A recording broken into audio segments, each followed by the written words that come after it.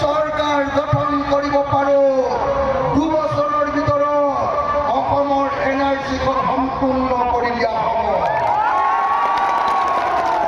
2 বছৰৰ ভিতৰত NRCখন সম্পূৰ্ণ কৰি যিবিলাক মানুহৰ নাম NRC সোমাব 71 চনৰ 24 মাৰ্চলৈকে অহা প্ৰত্যেকজন মানুহক এখন নেশ্যনেল আইডেণ্টিটি কাৰ্ড দি দিয়া হ'ব। আৰু সেই কাৰ্ডখনৰ ওপৰত লিখি থোৱা হ'ব অসমীয়া বুলি। আৰু যাৰ যাৰ হাতত এই কাৰ্ডখন থাকিব তেওঁ ডিব্ৰুগড়লৈ গ'লেও কোনেও দিগদাৰ কৰিব নোৱাৰিব, যোৰহাটলৈ গ'লেও কোনেও দিগদাৰ কৰিব নোৱাৰিব, গুৱাহাটীলৈ গ'লেও কোনেও দিগদাৰ কৰিব নোৱাৰিব, ধুবুৰীলৈ গ'লেও কোনেও দিগদাৰ কৰিব নোৱাৰিব, আৰু তেওঁ দিল্লীলৈ গ'লেও কোনেও দিগদাৰ কৰিব নোৱাৰিব। তেওঁ অসমৰ বৈধ নাগৰিক হ'ব। ভাল হ'বনে বেয়া হ'ব? ভাল হ'বনে বেয়া হ'ব? ভাল হ'বনে বেয়া হ'ব? ভাল হ'বনে বেয়া হ'ব? বহুত হ'ল হিন্দু মুছলমানৰ নামত ৰাজনীতি। এইবাৰ গৌৰৱ গগৈ, এইবাৰ অখিল গগৈ, এইবাৰ লুৰিণজ্যোতি গগৈ আহিছোঁ এজন বিশ্ব শৰ্মাক এইবাৰ দলিয়াই পেলাবৰ কাৰণে। ভাল হ'বনে? ভাল হ'বনে নাই? আপোনালোকে বিচাৰে নিবিচাৰে? কংগ্ৰেছ, ৰাইজৰ দল, জাতীয় পৰিষদ আৰু বামপন্থীসকলৰ চৰকাৰ হ'ব লাগে আপোনালোকে বিচাৰে নে নাই? মোৰ ভাল লাগিছে আজি ঢিঙলৈ আহি যে ঢিঙত আজি কংগ্ৰেছ দলৰ পৰা বিধায়ক উঠা নাই, উঠিছে ৰাইজৰ দলৰ পৰা। কিন্তু ইয়াৰ প্ৰত্যেকজন কংগ্ৰেছ নেতা এফালৰ পৰা নিৰ্বাচনী কেম্পেইন কৰি কৰি আহি আছো। উজনিৰ মানুহে মোক কৈছে যে হিমন্ত বিশ্ব শৰ্মাৰ চৰকাৰখনক ব্ৰহ্মপুত্ৰত দলিয়াই দিয়া হ'ব। নামনিৰ মানুহে কৈছে যে হিমন্ত বিশ্ব শৰ্মাৰ লগতে মৌলানা বদৰুদ্দিন আজমলকো একেলগতে ব্ৰহ্মপুত্ৰত দলিয়াই দিয়া হ'ব। মই এতিয়া আপোনালোকৰ মধ্য অসম নগাঁও জিলাৰ ঢিং সমষ্টিৰ ৰাইজক সুধিছোঁ, আপোনালোকে কি কয়?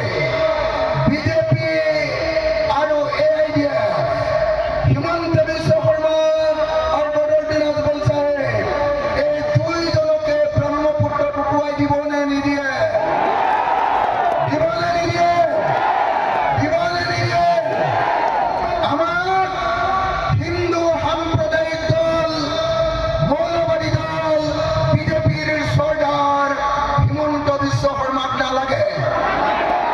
ঠিক তেনেকে মুছলমান সাম্প্ৰদায়িক দল, মৌলবাদী দল AIDFৰ বদৰুদ্দিন আজমলকো আমাক নালাগে। আমি হিন্দু আৰু মুছলমানে একেলগতে মিলা প্ৰীতিৰে ককাই ভাই নিচিনাকে, ভাই ভনীৰ নিচিনাকে আগতে যেনেকে আছিলো আকৌ তেনেকে থাকিব। হয়নে নহয়? হয়নে নহয়? হয়নে নহয়? হয়নে নহয়? কাৰোবাৰ ইয়াত কোনোবা আছে নেকি যে AIDFক ভোট দিব খোজে? আছে নেকি? আছে নেকি? আছে নেকি? মই হিন্দু মানুহ হৈ 10 দফাই আজি ঘোষণা কৰিছো। হিন্দু মৌলবাদী দল বিজেপিৰ এজেণ্ট হিমন্ত বিশ্ব শৰ্মাক এইবাৰ ব্ৰহ্মপুত্ৰত দলিয়াই দিব। আৰু আপোনালোকেও সংকল্প লওক, আপোনালোকেও কচম খাওক যে মুছলমান মৌলবাদী দল AIDFৰ প্ৰধান বদৰুদ্দিন আজমলক আপোনালোকেও ব্ৰহ্মপুত্ৰত দলিয়াই দিব। পেলাবনে? পেলাবনে? পেলাবনে? পেলাবনে নাই?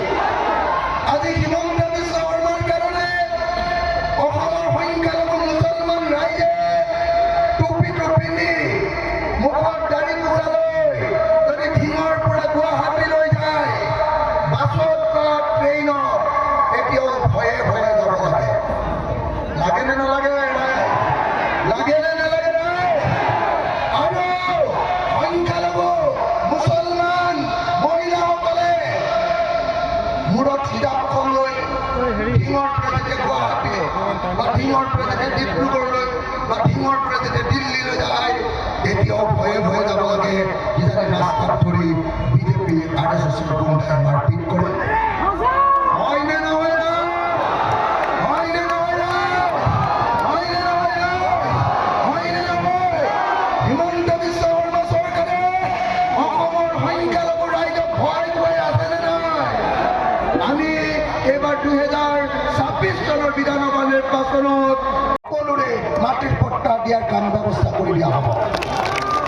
2 নম্বৰ চৰ্টেজ ৰাইজ আমি অসমৰ 26,000খন গাঁৱত 26,000টা উদ্যোগ সৰু সৰু কল কাৰখানা খুলিম, সৰু সৰু ফেক্টৰী খুলিম, যি ফেক্টৰীত 100ৰ পৰা 150 মানুহে চাকৰি পাব পাৰিব।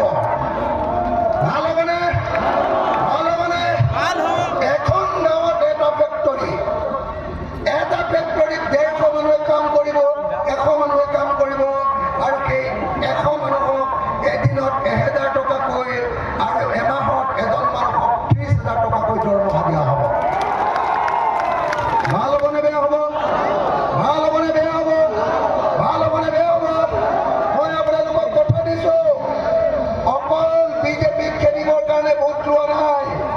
ভোট যে আপোনালোকে দিব, চৰকাৰ যে আমি কৰিম, চৰকাৰ কৰাৰ পাছত আপোনালোকক আমি NRCও দিম, আপোনালোকক আমি মাটিৰ পট্টাও দিম, আপোনালোকক আমি মাটিত পানীও দিম, আপোনালোকক আমি ট্ৰেক্টৰো দিম, আপোনালোকক আমি মাটিৰ খাজনাও ফ্ৰী কৰি দিম আৰু প্ৰত্যেকখন গাঁৱত এটা এটা ইণ্ডাষ্ট্ৰী তুলি সকলোকে কাম দিয়াৰ ব্যৱস্থা কৰিব। এইটো অখিল গগৈৰ প্ৰতিশ্ৰুতি হয়, ৰাইজৰ দলৰ সভাপতিৰ প্ৰতিশ্ৰুতি হয়।